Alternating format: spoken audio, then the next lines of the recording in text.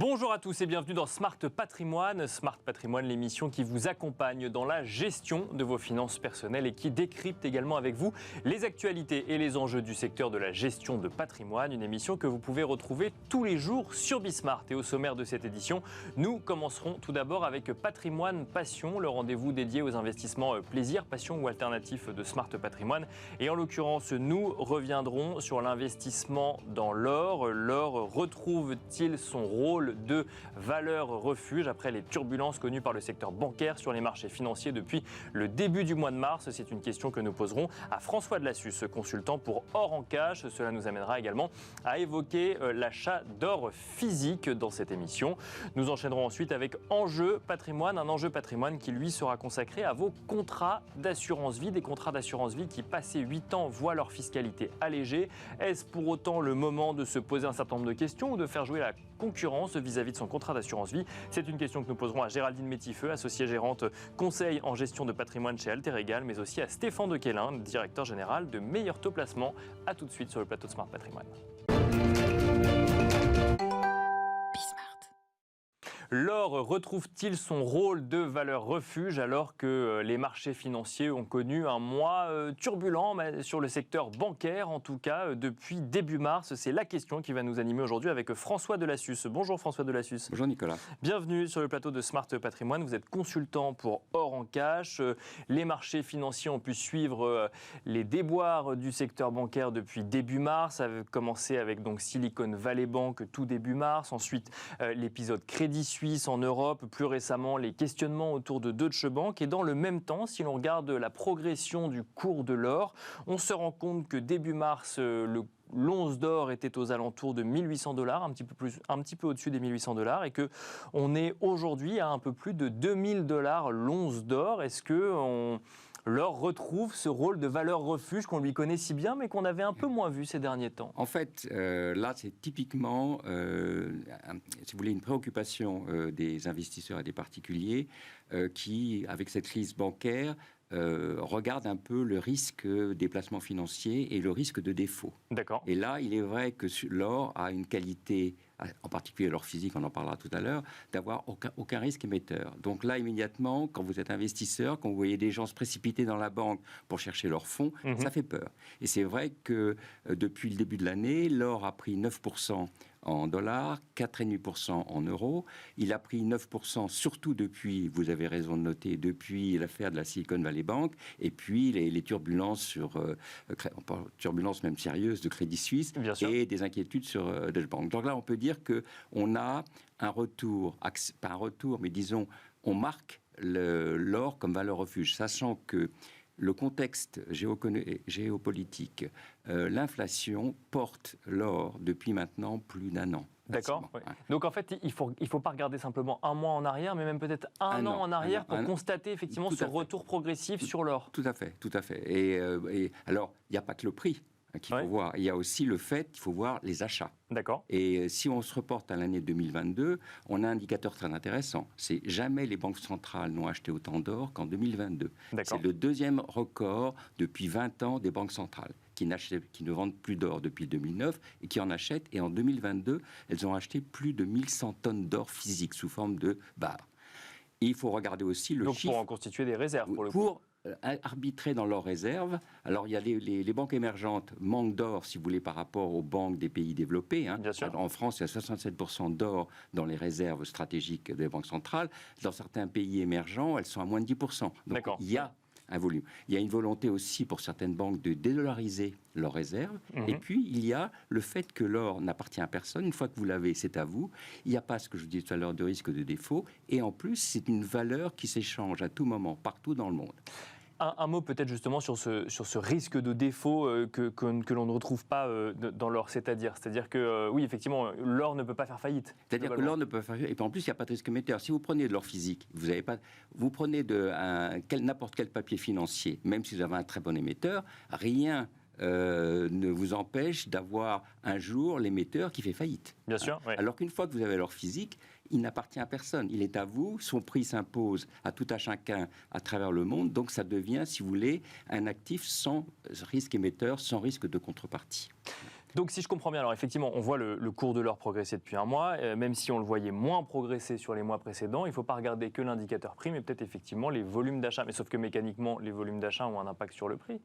Oui, mais en fait, l'or, c'est là où c'est un peu trompeur. Si on regardait simplement les fondamentaux du marché de l'or, on est depuis des années sur une demande qui est en augmentation, régulière et ferme, et sur une production qui est stable. Autrement dit, si vous regardez la production minière, bon an, mal an, depuis 10 ans, c'est 1,5-2% par an. D'accord. Le recyclage de l'or est un élément important, mais c'est une variable qui ne bouge pas beaucoup. D'accord. Donc, on est sûr, si on regarde les fondamentaux, on a une demande qui augmente et une production qui est plus ou moins la même. Donc, fondamentalement, on aurait une hausse permanente. Bien sûr, oui. Simplement, il ne faut jamais oublier que l'or dépend aussi des marchés financiers. Et donc, en particulier, c'est ça qui est très, très intéressant, c'est qu'en fait, on sait très bien que c'est la bourse américaine, il ne faut pas se tromper, la bourse américaine qui donne le là dans le monde. Donc, sur les marchés financiers, les gens vont aller sur des actifs risqués, si la bourse est bonne, si la croissance économique est sûre, s'il n'y a pas d'incertitude. Et dès qu'il y a des incertitudes, dès qu'éventuellement on s'aperçoit que les actifs deviennent trop risqués et qu'il y a un risque, on va aller se porter sur des actifs réels, des actifs alternatifs dont vous parliez tout à l'heure. Et l'or a ce rôle traditionnel d'être un actif de précaution, un actif d'assurance. Et évidemment, ce n'est pas un actif potentiellement de rendement régulier puisqu'il ne produit ni dividendes ni coupons. Mais sur le long terme, il s'apprécie. Alors, vous nous avez parlé des banques centrales. Pour autant, est-ce que les particuliers ont eux aussi ce réflexe d'aller plus vers l'or ? Alors justement, l'autre indicateur que je voulais noter, c'était le fait que les investisseurs particuliers américains et européens, en particulier en 2022, ont acheté beaucoup d'or. Ils ont acheté pour plus de 1200 tonnes d'or sous forme de pièces et lingots. D'accord, donc d'or physique pour le coup. D'or physique. Hein. D'accord, ouais. C'est le deuxième, c'est le même montant qui avait été acheté en 2011 au plus fort de la crise des subprimes. D'accord. Donc ce n'est pas forcément une bonne nouvelle en matière d'indicateur de confiance, finalement Oui, non, en fait, c'est simplement peut-être aussi dans le fait que l'autre élément, ce n'est pas simplement la crise, mais là, on l'assiste à l'inflation aussi. D'accord. Oui. Et il est donc, dans un contexte il est important de noter que, contrairement aux institutionnels, les particuliers n'ont pas énormément de moyens pour se couvrir contre l'inflation. Et quand on regarde les moyens qu'ils ont bien sûr la pierre, hein, c'est vrai, mais bon, la pierre, il faut y aller, c'est lourd, le ticket d'entrée. Et oui, ils avaient l'or, traditionnellement, qui protège contre l'inflation. Alors que c'est vrai que les institutionnels ont plus de moyens de couverture. Ils ont l'or, mais ils ont d'autres éléments. Mais alors, l'or qui voit son prix augmenter protège contre l'inflation ? L'or, en fait, ce qui se passe, c'est que son prix augmente. Alors, mais ce qu'il faut regarder, c'est le cours de l'or sur du moyen-long terme. Bon. Et vous avez aujourd'hui le fait, par exemple, si on prend sur 3 ans, j'ai regardé avant de venir, le cours de l'or, il a augmenté de 24% en dollars et de 24% en euros sur 3 ans. D'accord. Donc, il faut savoir que l'or s'apprécie sur le moyen-long terme. Et si vous regardez l'autre indicateur qui est très important, parce qu'il y a la monnaie aussi. Hein. L'inflation, c'est aussi lié à la monnaie. Hein. La valeur de la monnaie perd. Bon, si vous regardez l'or sur 20 ans, vous verrez que l'or est stable. Toutes les grandes devises se sont effondrées. D'accord. Bon. Donc, c'est simplement le fait que l'or est un étalon. Oui, bien sûr. Je ne veux pas revenir à l'histoire. C'est le référent de la valeur. Oui, voilà. Et donc c'est ça que les gens connaissent, c'est-à-dire on a une réserve de valeur qui s'apprécie et qui généralement vous permet, si vous voulez, de ne pas perdre. Donc, on ne gagne pas forcément beaucoup, mais on ne perd pas. Et puis l'autre élément dont je vous parlais tout à l'heure, c'est en cas de crise certaine, c'est une manière de diversifier. Hein. Bien sûr, oui. C'est très bien d'avoir des actions, c'est très bien d'avoir des obligations, c'est très bien d'avoir de l'assurance vie, c'est parfait de diversifier, mais c'est bien d'avoir des actifs réels, et des actifs réels sans risque de contrepartie comme l'or. Alors justement, si on veut investir dans l'or actuellement, donc il y a 2 solutions, c'est ou l'achat d'or physique, ou j'ai envie de dire l'achat d'or sur les marchés financiers. Donc là, on revient vers un achat d'ETF finalement. Oui, alors les ETF, il y a eu pas mal de sorties d'ETF en 2022. Hein, si vous voulez, si on regarde la demande globale d'investissement en 2022, il y a eu un certain nombre de sorties d'ETF parce que les institutionnels ont été sur d'autres. C'est beaucoup les institutionnels qui investissent sur les ETF, moins les particuliers. Oui. Bon, ce qu'il faut voir là, j'ai regardé également, on vient de dire qu'au mois de mars, il y a une entrée sur les ETF. à cause de ce qui s'est passé sur D'accord, les banques. ok. Donc les institutionnels sont revenus sur les ETF au mois de mars. Alors, Donc les banques centrales achètent de l'or dans leurs réserves, les institutionnels achètent des ETF en or et les particuliers achètent Plutôt de l'or du physique. D'accord. Ouais, Ah oui, plutôt du donc, physique, hein. mais il y a quand même un retour global sur l'or. oui, Du coup. alors donc les banques centrales, il faut savoir, c'est que depuis 2009, elles ne vendent plus. D'accord. Donc elles achètent régulièrement et en 2022, elles ont acheté énormément. Alors, pas toutes les banques centrales, hein, mais les chiffres sont colossaux quand même. C'est 1100 tonnes, c'est énorme quand même. Voilà. Alors, pour revenir sur votre question... Sur les ETF, oui. Sur les ETF, bon, c'est intéressant. Le problème, c'est pas le problème. Le bémol sur l'ETF, même si c'est adossé à l'or physique, vous avez un minimum de risque émetteur. Bien sûr. Parce que c'est du papier. Oui, bien sûr, c'est une institution qui émet l'ETF. Voilà, bien sûr, donc, et vous repliquez le cours de l'or, mais vous n'avez pas la livraison physique de l'or. Sauf pour certains, il faut payer des frais énormes et avoir un compte ouvert sur le marché de Londres. Donc il n'y a pas beaucoup de particuliers qui ont un compte ouvert sur le LBM, le plus grand marché international de l'or. En revanche, les particuliers, donc si vous êtes particulier, ce qui les intéresse, eux, c'est d'avoir la disponibilité physique de l'or, même s'ils le font garder, ce qui est possible. Hein, oui, c'est ça, parce qu'on n'a pas forcément envie d'avoir des lingots d'or chez soi. Non, mais à tout moment, ils peuvent se faire livrer, si vous voulez. Là, ils le font conserver, et puis ils se font livrer. Ou alors, ils mettent en place des systèmes d'assurance chez eux, avec des coffres, etc. Bon, tout dépend des quantités. Ou Bien alors, sûr, le mettre dans un coffre à la banque, sachant qu'il y a des limites en termes d'assurance des coffres dans les banques, vous le savez. Mais donc, voilà, la différence, c'est que les particuliers vont plus sur leur physique. D'abord, premièrement, parce qu'il y a ce côté de risque, d'absence de risque de contrepartie, qui est pour eux assez fondamental. On rappelle quand même rapidement, François de Lassus, que quand on parle d'or physique, on ne parle pas de bijoux, on parle non, on parle, parce que le bijou, c'est un produit de consommation, donc il y a une TVA dessus. Bien sûr. Oui. Sur l'or physique, pièces et lingots, vous avez un minimum. C'est ça, c'est des pièces et lingots émis par des professionnels, effectivement, estampillés. Les pièces sont émises par des institutions officielles. Elles doivent avoir cours légal ou avoir eu cours légal, en prenant le Napoléon par exemple, elles doivent contenir au moins 900 milligrammes d'or fin et la prix ne doit pas dépasser en principe 80% par rapport au prix de l'or. Bon, donc ça c'est un peu... Quant à l'or physique d'investissement sous forme de barres, lingots et lingotins, il faut au moins 995 milligrammes d'or fin. Voilà, donc vous avez des produits qui ne sont pas des bijoux. Bon à savoir, effectivement, quand on parle d'investissement dans l'or physique, tout ça est très réglementé. Merci beaucoup François de Lassus d'être venu sur le plateau de Smart Patrimoine. Je rappelle que vous êtes consultant pour Or en Cash et quant à nous, on se retrouve tout de suite dans Enjeu Patrimoine.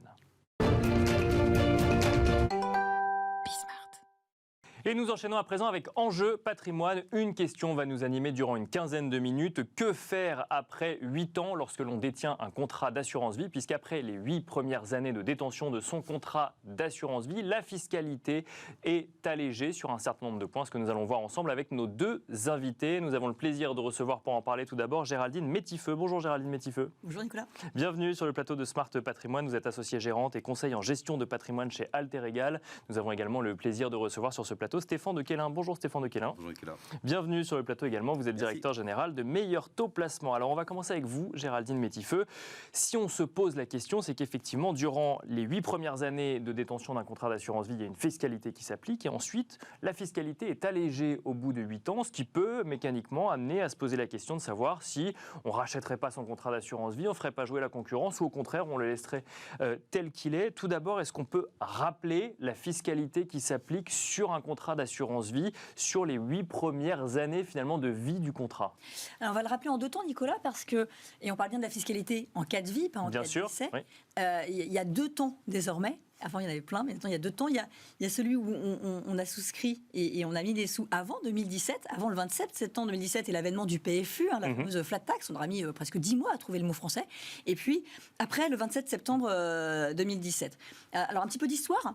Avant le 27 septembre 2017, vous aviez 3 périodes dans le contrat d'assurance vie quand vous deviez racheter. On avait le 0, 4 ans, le 4 ans, 8 ans et au-delà de 8 ans. Et au-delà de 8 ans. Avant 0,4, on était sur 35% plus prélèvements sociaux, donc assez confiscatoire d'imposition sur la plus-value quand on rachetait. Puis la période suivante était de 15% plus les prélèvements sociaux. Puis, au-delà de 8 ans, on était avec un prélèvement très allégé de 7,5 plus les prélèvements sociaux, toujours sur la plus-value, avec un abattement de 9 200 € ou de 4 600 € selon qu'on était en couple ou bien célibataire au moment du rachat, toujours sur la fiscalité de la plus-value. Passé 8 ans, l'abattement ne Toujours s'appliquant passé 8 ans. qu'au bout de 8 ans. Ça, c'est vrai. Et c'est pratiquement le seul truc qui a perduré avec le 27 septembre 2017. Désormais, on a une fiscalité qui est identique pendant toute la durée de vie du contrat, qui est toujours ce 12,8% plus les prélèvements sociaux, qui sont à date de 17,2%, donc d'où cette flat tax de 30%.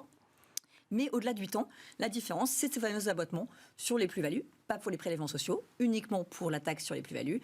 On aura 4 600 € d'abattement sur la plus-value si on est célibataire et 9 200 si on est pacsé, marié, etc. Il y a une limite à cet allègement fiscal ? Alors non, il n'y a pas de limite à cet allègement fiscal. Donc l'abattement, que vous ayez 50 000 € de plus-value ou 10 000, ce sera exactement le même abattement. D'accord. Mais la différence qu'on va faire, et la question que vous posiez au-delà de 8 ans, elle se pose aussi sur quel âge a votre contrat. Parce que si vous avez un contrat que vous avez souscrit en 2010 et que vous avez finalement rempli jusqu'en 2017 ou versé régulièrement, puis après pour une raison que la vie connaît, vous ne le faites plus, vous êtes en 2023, est-ce que je rachète ou est-ce que je le conserve, est-ce que je remets des sous dessus ? Eh bien là, il y a 3 cas différents. Et en gros, tant que vous avez moins de 150 000 € versés sur ce contrat, ce qui va concerner beaucoup de monde, bien sûr, vous avez tout intérêt à conserver l'ancien contrat pour la fiscalité, puisque vous serez fiscalisé au-delà du temps à 7,5 avec les abattements. D'accord. Si vous avez versé jusqu'à 2017, puis après 2017, et qu'on rachète après 8 ans et après 2017, en ayant versé avant et après le 27 Oui, c'est ça, parce 2017, que la fiscalité qui s'appliquait avant s'applique toujours sur ces anciens contrats, Absolument. mais par contre, pour les nouveaux versements, c'est la nouvelle fiscalité, ou les nouveaux rachats, c'est la nouvelle fiscalité qui s'applique. Donc là, on a quoi ? On a un mélange un peu des deux, finalement, il y a un calcul précis à faire ? On peut avoir les deux. Alors, si le contrat a moins de 8 ans, quoi qu'il en coûte, ce sera 12,8%. Si le contrat a plus de 8 ans et qu'on a un total des primes nettes versées, donc ce n'est pas la valorisation du contrat. On imagine quand même que le client a une plus-value à un moment ou à un autre. Dans ces conditions, et que les primes ont été versées avant et après 2017, mais que l'ensemble des primes versées est inférieur à 150 000 €, on sera, au-delà de 8 ans, à 7,5%. D'accord, je comprends. On efface finalement le pivot de 2017, si vous voulez. En revanche, si le contrat a plus de 8 ans, que le total des primes est supérieur à 150 000 €, tout ce qui a été versé avant 2017 connaîtra l'ancienne fiscalité de 7,5 et tout ce qui a été versé après connaîtra la fiscalité de 12,8%, donc la fameuse flat tax. Oui, c'est pas si simple. Et surtout, comment est-ce qu'on fait pour déterminer ? C'est-à-dire qu'il faut avoir un historique très précis de tout ce qu'on a versé et ensuite, pour calculer la prime, quand on parle de prime, on parle effectivement de toute la somme qu'on sort du contrat ou simplement de la plus-value ? Ni l'un ni l'autre. D'accord, très bien. Au moins, c'est clair. La prime, c'est ce qu'on a versé. D'accord, oui, j'ai mis de l'argent tous les mois, ou j'ai mis de l'argent, succession, que sais-je. Et puis, je remets de l'argent plus tard. Ça, c'est la prime nette versée. Prime nette, ça s'oppose à prime brute. Bien sûr. Donc, ça dépend des frais de votre intermédiaire. Alter on ne prend pas de frais, mais certains prennent des frais. Donc ça, c'est la prime. Mais la valorisation du contrat peut très bien être à 200 000 €, alors même que vous n'avez versé que 100 000 €. Bien sûr. Donc on sera dans le cas des moins de 150 000 € versés. Donc c'est pour ça qu'il faut effectivement, avoir un bon historique, un bon suivi, un conseiller en gestion de patrimoine un peu cornaqué et une compagnie d'assurance un peu efficace. Ça fait quand même beaucoup, effectivement, pour s'y retrouver. Mais donc, si je comprends bien, au bout de 8 ans, et ensuite je vous pose la question également, Stéphane Quélin, au bout de 8 ans, on fait des calculs globalement. C'est ça que vous nous dites et on regarde si effectivement ça devient intéressant de garder ou non son contrat. Parce que c'est ça aussi la question, c'est est-ce qu'on change de contrat ? Est-ce qu'on rachète une partie seulement ? Est-ce qu'on ouvre un autre contrat à côté ? Je ne sais pas si je l'aurais dit comme ça, parce que la réalité, c'est que si on est satisfait de la gestion, si on est satisfait des plus-values générées, si on est content, on n'a pas forcément besoin de changer. À cet égard. Donc, je ne suis pas certaine que ça se pose qu'en termes de fiscalité. Mais oui, le fait qu'on ait une fiscalité très allégée, ça vous ouvre la possibilité. Mais c'est vrai que depuis 2017, c'est une question qu'on se pose un peu moins, parce que modulo l'abattement, on n'a pas tellement d'intérêt à changer avant ou après 8 ans de détention. Stéphane Quélin, effectivement, Géraldine touche un point, effectivement, c'est cette idée que parce qu'il y a une fiscalité allégée après 8 ans, la fiscalité avant 8 ans aurait été conçue pour conserver le consommateur ou en tout cas l'épargnant qui du coup à 8 ans aurait la liberté d'aller voir ailleurs. Est-ce que c'est comme ça qu'il faut regarder les choses ? Alors là, merci Géraldine, on a parlé beaucoup fiscalité, mais il faut aussi regarder la qualité des contrats. C'est-à-dire qu'il y a des contrats qui sont très anciens. On n'a pas parlé des contrats antérieurs à 1998. Ah, encore une autre date. Mais ceux-là, 91 dans ces cas-là. 18. C'est 91 aussi. 91 aussi, j'étais pas né. Non. Où là, effectivement, les sommes investies avant 1998 sont complètement défiscalisées de droits de succession. Donc là, il faut faire très attention lorsqu'on rencontre ce genre de contrat pour pas les racheter parce que il faut les garder, ceux-là. Il faut les garder. D'accord, absolument. Et là où je voulais en venir, c'est qu'au-delà de la fiscalité, il faut garder la qualité du contrat. C'est-à-dire qu'il y a des contrats qui ont été vendus depuis des années, notamment dans les grands réseaux bancaires, pour pas les nommer, où on a des contrats qui sont, vous avez une sélection d'unités de compte qui est franchement très faible, avec des fonds en euros qui sont peu rentables. Donc au bout d'un moment, après la période de 8 ans, vous pouvez vous poser la question, est-ce que j'ai pas intérêt à vendre mon contrat ou à le transférer, parce que c'est un autre débat, mais à vendre mon contrat pour aller sur quelque chose de plus moderne, de plus souple et plus rentable. Mais alors, pour les gens qui nous écoutent, pour que ce soit très clair, quand on évoque sur ce plateau des investissements divers et variés qui sont accessibles via un contrat d'assurance vie, c'est-à-dire qu'en fait, tous les contrats d'assurance vie ne permettent pas d'aller investir partout et il y a différents types de contrats. Il y a différents types de contrats. Vous avez les contrats qui... post-2000, si vous êtes dans une banque, vous n'aviez que les fonds d'investissement, enfin les unités de compte de la banque. Vous avez des fonds en euros qui ne sont pas forcément performants. Aujourd'hui, vous avez des contrats modernes avec qui tous les conseillers en gestion de patrimoine de la place travaillent, qui proposent des centaines d'unités de compte, qui permettent d'aller sur diverses sociétés de gestion, avec de l'immobilier, du private equity, avec des obligations. Donc vous pouvez faire des panachages qui sont extrêmement intéressants et plus rentables que sur ce genre de contrats qui sont, on va dire, très limités. Mais alors, comment est-ce qu'on arbitre entre changer de support, d'unité de compte ou de fonds en euros, et changer de contrat d'assurance vie ? Alors, il faut d'abord regarder votre contrat. Est-ce que vous êtes sur les bonnes unités de compte ou sur les bons placements à l'intérieur de votre contrat ? Peut-être que vous êtes sur un bon contrat, mais pas sur les bons placements. Donc, il faut déjà faire cette petite analyse. D'accord. Ensuite, vous pouvez, et donc à ce moment-là, changer. Vous devez regarder si votre contrat est en moins-value. Si votre contrat est en moins-value, pas de problème. Là, vous pouvez vendre, vous n'aurez aucun frais, pas de fiscalité, vous réinvestissez ailleurs. Mais on peut avoir un bon contrat en moins-value, par exemple. Ça existe. Oui. Sur le long, oui. Ça peut exister, mais sur le long terme, là, on parle des anciens contrats, c'est quand même assez rare. Ou alors, enfin, si... C'est que des mauvais choix. Ouais, on a fait des mauvais choix. Chaque année, tu achètes l'année dernière. Exact, c'est la porte de salut. Voilà. Oui, voilà. La porte de salut. Donc, effectivement, vous avez raison. Si on est sur un contrat d'assurance vie en moins-value, on peut vendre, enfin, on racheter son contrat, parce que c'est comme ça qu'on dit, sans fiscalité. Par définition, on est en moins-value, donc pas de fiscalité. Oui, pas ça de s'applique frais. sur les plus-values, bien sûr. Exactement. Et pour les contrats qui sont en plus-value et qui ont plus de 8 ans, là, il faut un peu regarder. Il faut regarder si vous ne pouvez pas peut-être, à ce moment-là, vous avez le droit de racheter tous les ans, à concurrence, Géraldine l'a dit, de 9 200 € par couple ou 4 600 € par personne sur la plus-value, pas sur le capital. Bien sûr. Donc sortir peut-être dans cette limite-là au fur et à mesure avec une fiscalité plus douce, vous n'aurez que les prélèvements sociaux qui seront prélevés pour bifurquer vers un contrat plus moderne qui offre plus d'options et des performances plus intéressantes.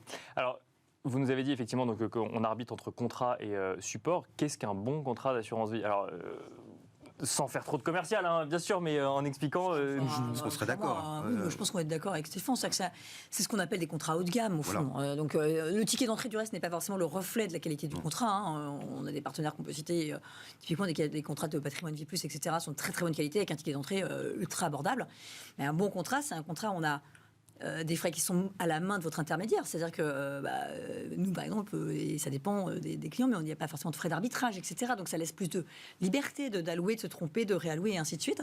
C'est la disponibilité, le nombre de supports, mais surtout, c'est la remise à jour des supports. Parce que si vous avez 600 supports, mais qui datent de 1998, bien sûr, ouais. Pas forcément pertinent.